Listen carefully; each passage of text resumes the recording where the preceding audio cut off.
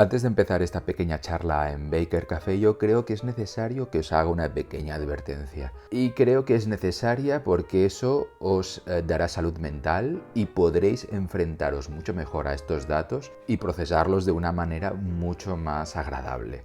Los olores que nos rodean son mezclas de moléculas ligeras, volátiles, y nuestro olfato podríamos decir que es básicamente pues una especie de laboratorio de análisis químico. Al fin y al cabo, cuando olemos, lo que hacemos es aspirar las moléculas a través de las fosas nasales y nuestros cilios interpretan esas moléculas y eso nos hace experimentar el olfato. El olor a jazmín, por ejemplo, está compuesto de 30 moléculas distintas. Y el hecho de que el jazmín huela a jazmín es porque hay predominancia de unas moléculas frente a otras. ¿Qué significa eso? Que para oler una cosa de alguna manera la estáis ingiriendo, o al menos pequeñas partes de esa cosa se han desprendido, han flotado por el aire y al final se han introducido en vuestro organismo. Es decir, que cuando huela a caca, estáis comiendo caca. Esto suena muy asqueroso, pero creo que era necesario hacer esta aclaración para que los datos que os voy a contar ahora sobre lo que comemos y cómo lo comemos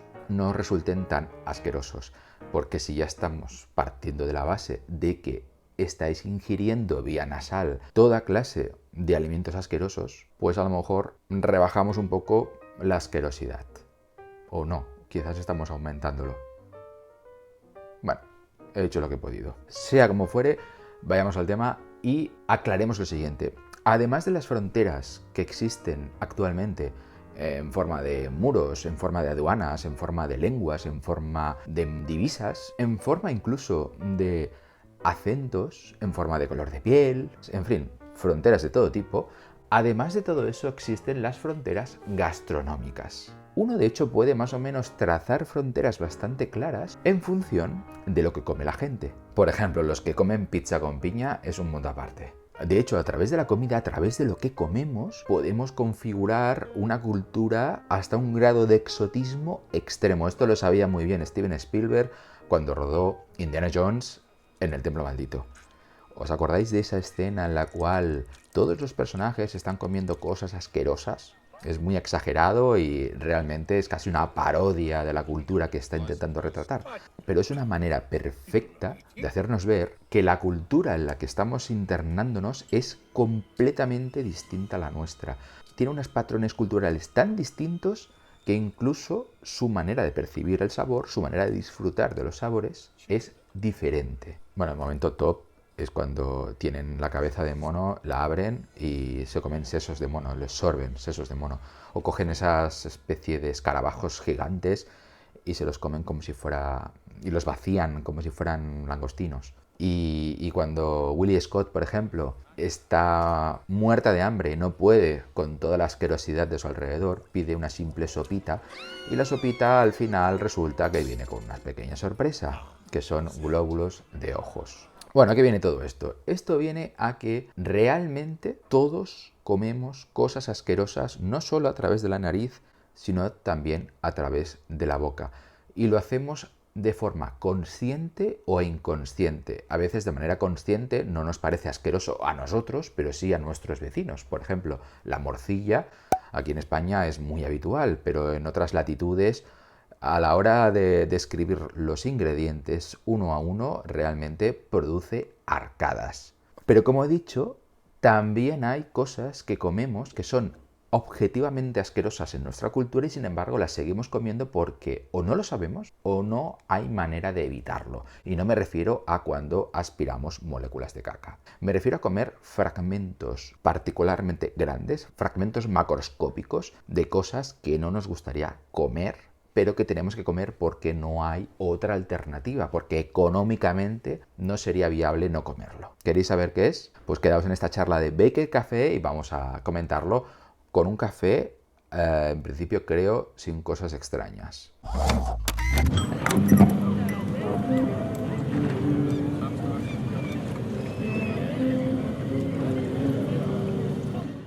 Por ejemplo, el balut. En Filipinas comen balut. ¿Qué es el balut? El balut es embrión de pollo o pato hervido y servido la cáscara. Asqueroso. En Italia, por ejemplo, también es común el cibreo. ¿Qué es el cibreo? Es una salsa toscana elaborada a partir de restos de pollo, pero restos asquerosos. En plan, la cresta, los testículos, embriones, en fin, todo aquello que no nos comeríamos de manera individual, lo unimos todo, lo amasamos, lo hacemos una masa uniforme y ala para adentro. En Islandia comen hakarl. Bueno, en Islandia comen cosas muy asquerosas, pero el hakar es particularmente asqueroso. Básicamente cogen un tiburón peregrino, lo entierran bajo tierra, creo que eran 20 o 30 días, y dejan que se fermente, es decir, que se pudra, y luego lo desentierran y se lo comen. O sea, se comen un tiburón podrido, desenterrado, un zombie de tiburón. Bueno, asqueroso.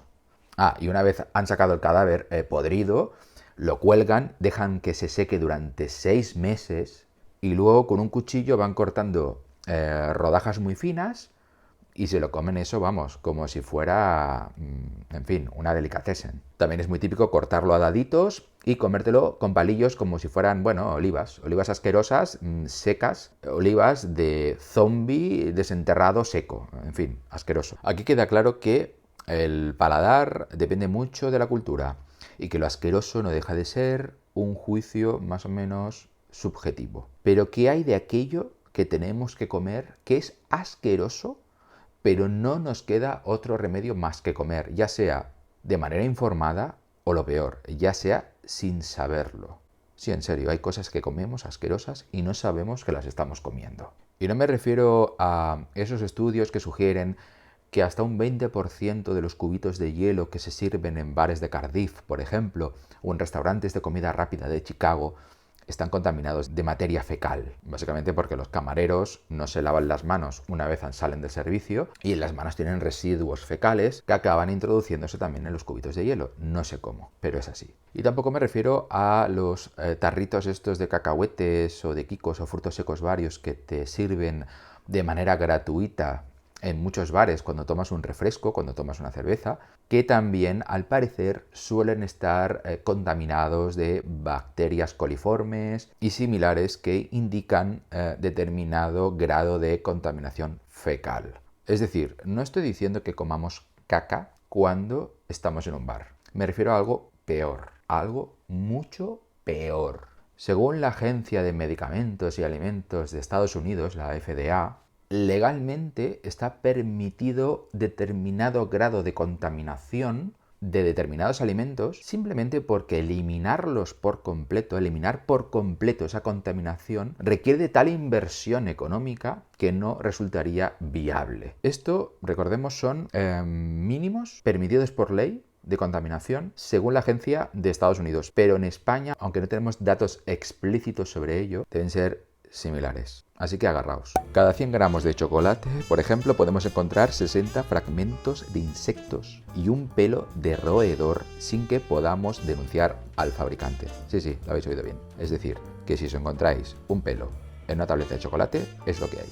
En el tomate en lata puede haber hasta 10 huevos de mosca cada 500 gramos y 30 huevos de mosca cada 100 gramos en salsa. En las espinacas congeladas, 50 larvas de 100 pies cada 100 gramos. En las patatas fritas, el 6% pueden estar putrefactas. En el maíz dulce, larvas de insectos menores que 2 o 3 milímetros. Y en las palomitas de maíz, atención, un excremento o pelo de roedor por envase. Tú te vas al cine, te pides unas palomitas y ves ahí una caca de rata o un pelo y bueno, ya puedes montar jarana, que legalmente no puedes hacer nada, al menos en Estados Unidos. Hay que comérselo bajo el refrán de que lo que no te mata te hace más fuerte o la comida está para comérsela. Y en el brécol congelado finalmente podemos encontrar 60 áfidos, crías de gusano o larvas cada 100 gramos de producto, con lo vegetariano que es el brécol, y al final, mira, estás comiendo más carne que un carnívoro. Todo esto son cosas que tenemos que comer simplemente porque a nivel logístico resulta muy complicado quitarlas. Y al fin y al cabo, aunque resulten asquerosas, en principio tampoco son particularmente nocivas o dañinas para nuestra salud. De hecho, es justo lo contrario. Si viviéramos una vida totalmente higiénica y no tuviéramos apenas contacto con determinadas bacterias o la mera suciedad que nos rodea, al final nuestro sistema inmune no estaría lo suficientemente entrenado para enfrentarse a la suciedad del mundo.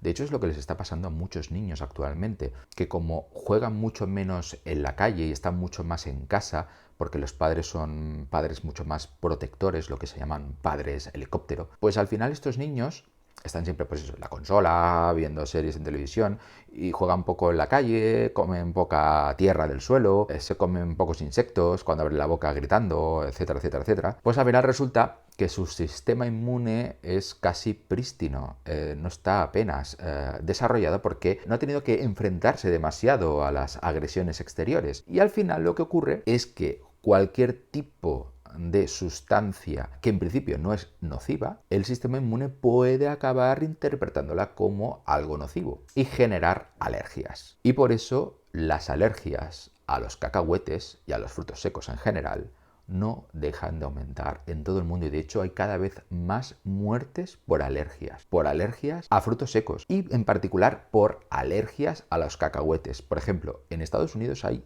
150 muertos al año por alergias alimentarias. 150 muertos. Así que esto también puede servirnos un poco como para calmar nuestro asco, nuestra tasa de asco general y decir, bueno, vamos a seguir comiendo pelos de rata porque si no, a la larga a lo mejor incluso hasta la palmo. Así que como digo, aquí tenemos una manzana y a lo mejor la manzana pues tiene restos de bacterias fecales, tiene pelos de rata, tiene cualquier tipo de contaminación y no queda otra que comérsela.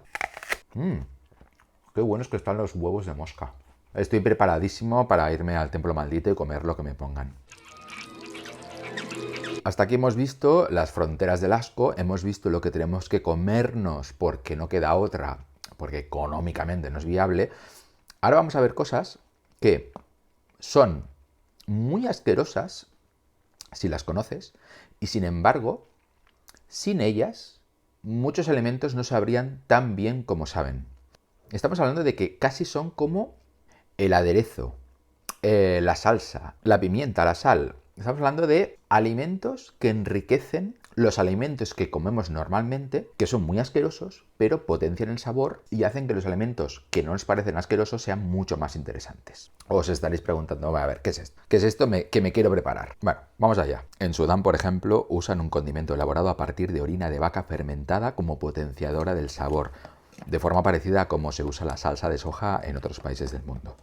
Pero no creáis que todo eso queda muy lejos. Todos nosotros comemos cosas asquerosas que nos gustan, aunque quizá no seamos muy conscientes de que nos gustan.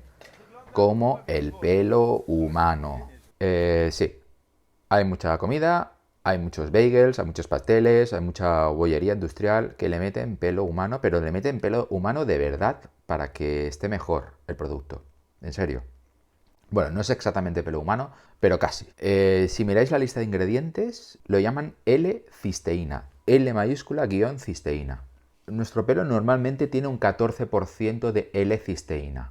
Y esto es lo que se introduce en los alimentos. Es un aminoácido que se usa para elaborar aromatizantes cárnicos y también para conseguir elasticidad en la bollería industrial. Es decir, que sin estos aminoácidos que forman parte constitutiva de nuestro pelo, los croissants no tendrían esa textura tan interesante. Obviamente no estamos hablando de que cojamos pelo y lo metamos en los croissants, sino que cogemos una parte de este pelo, los aminoácidos, y se disuelve en ácido hidroclorídico, que crea la L-cisteína, que al final es, irreconocible del pelo y estéril, o sea que no hay problema, aunque suena asqueroso. ¿Sabéis estos helados de vainilla que están tan buenos? O estos batidos, qué bien huelen, qué bien saben, ¿verdad? Bueno, pues muchas veces este olor a vainilla, este aroma a vainilla y este sabor a vainilla no procede únicamente de la vainilla, sino que se potencia con otra sustancia que al parecer también sabe a vainilla. ¿Os podéis imaginar qué es? Pensad en algo muy asqueroso y más o menos os iréis acercando. Bueno, pues estamos hablando del castoreum.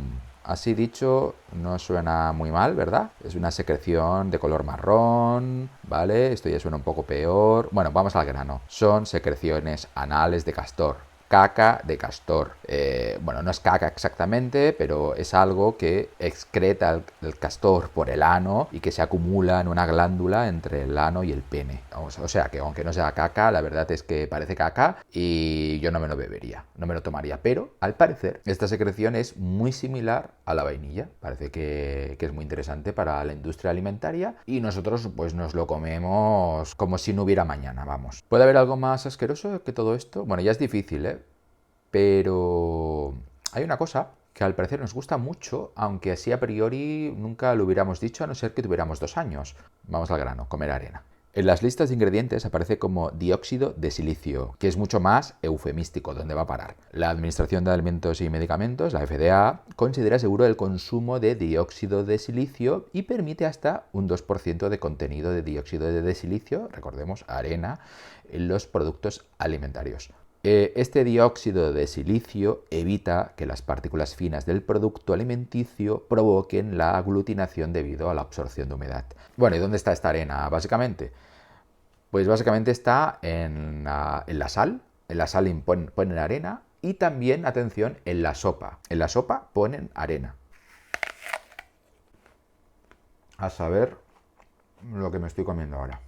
Bueno, toda esta lista de asquerosidades alimentarias seguramente os han quitado el apetito, pero también pueden funcionar como una especie de cura de humildad. La próxima vez que viajéis a algún país con una cultura gastronómica radicalmente distinta a la vuestra, pues sería interesante que recordarais que vosotros estáis comiendo continuamente arena, pelo, caca, una cosa que parece caca, que las secreta el castor, huevos de mosca, larvas, pelos de vaya usted a saber qué animal, en fin, todo tipo de asquerosidades. Y así que cuando estéis en ese nuevo país y os presenten una sopa llena de, por ejemplo, cucarachas, o una sopa con globos oculares, como ocurre en Indiana Jones, quizás deberíais hacer un poco de tripas corazón, intentar tragaros, nunca mejor dicho, el asco y probarlo. Aunque reconozco que a nivel teórico es muy fácil decirlo y otra cosa es comérselo. Bueno, sea como fuere, os dejo con estos datos.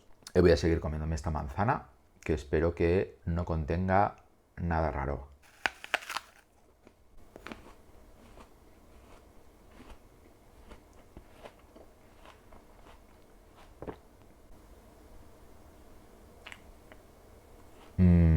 Aquí hay un pelo ensortijado.